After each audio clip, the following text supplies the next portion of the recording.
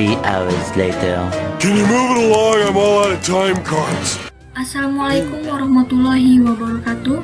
Sampurasun. Dina danget ayeuna urang medar perkawis bab drama. Ari drama teh nyaeta kaasup kana bab 4 dina buku paket panggelar basa Sunda kelas 12 SMK sareng SMK. Lajeng wae ayeuna di kawitan ku mikawanoh perkara drama. Cik ari drama teh asal istilahna teh di mana? Kecap drama asalna tina basa Yunani, tah dramoi nu hartina niru atawa niro-niron. Terus nurutkeun kamus LBSS, drama nyaeta hiji carita sandiwara nu matak sedih jeung carita nu matak kukurayeun jeung matak pikasediheun. Jadi cendekna drama teh nyaeta karya sastra dina wangun paguneman atanapi dialog di antara para palakuna. Kalawan dibarengan ku katerangan-katerangan sejena nu dibutuhkeun pikeun kaperluan pintonan atanapi pagelarannya. Lajeng tah dina drama teh dipasing-pasing nurutkeun sababaraha dasar. Aya nurutkeun dina wanguna, aya pamelaranana jeung aya sumebarna. Tah dumasar kana wanguna dibagi dua, aya wangun lancaran sareng wangun ugeran. Upama dina wangun lancaran dibacana atawa diucapkeunana dina wirahma basa lancaran. Upama wangun ugeran pagunemanana biasana mangrupa sajak bebas boh sajak teu bebas. Paguneman mangrupa sajak bebas biasana dibacana dideklamasikeun. Ari paguneman dina sajak teu bebas saperti pupuh dibacana dihaleuangkeun. Drama anu pagunemanana dihaleuangkeun disebutna gending karesmen nya. Tas nah berarti disebut ugeran, ieu disebut lancaran. Ari ugeran teh nyaeta anu geus matok wanguna. Ari puisi ari pupuh kan geus matok.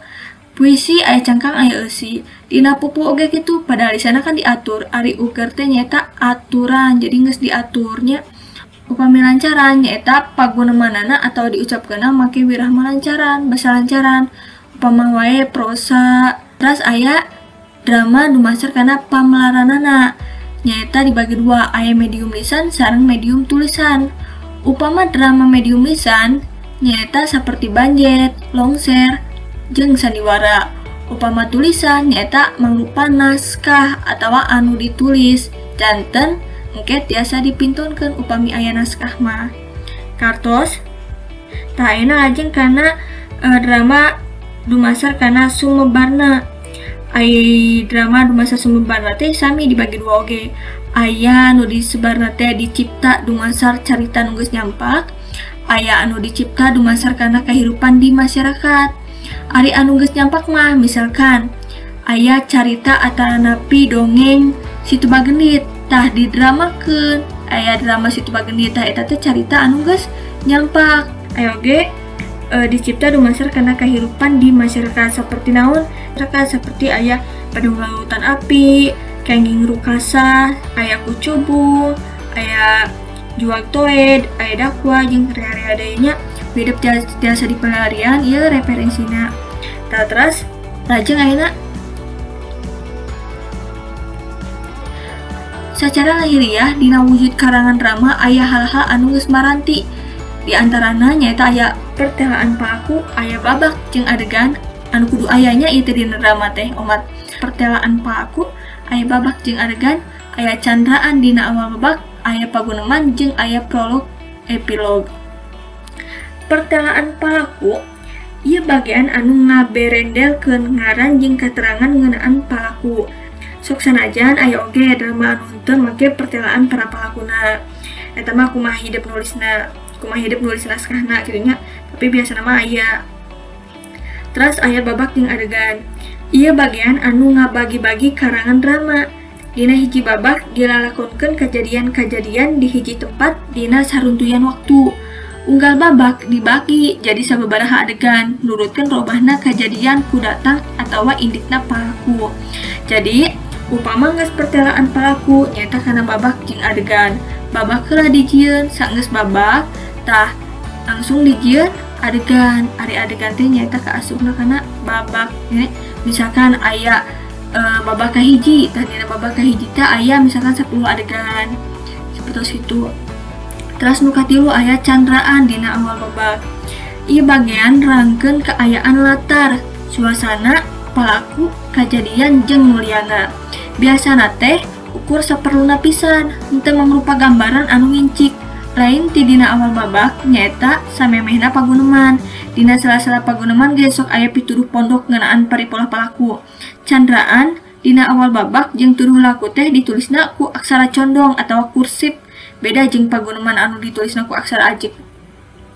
Contoh misalkan dina contohnya candraan dina awal babak teh contohna misalkan dina adegan si Udin keur dahar terus kurung buka misalkan garis miring sabari lempang tah gitu misalkan jadi pituduh gitu. Jadi si Udin teh keur dahar teh kudu kumaha gitu tah, keur dahar teh nah bari nangtung nah bari diuk atau kumaha. Tah nu salajengna aya paguneman. Dina paguneman nyaeta aya kalimah langsung para palaku anu silih tempas. Mimiti ditulis ngaran palaku, ditema ku titik 2. Tidinya ditulis omongan eta palaku. Kegedena tina karangan drama mah aya paguneman.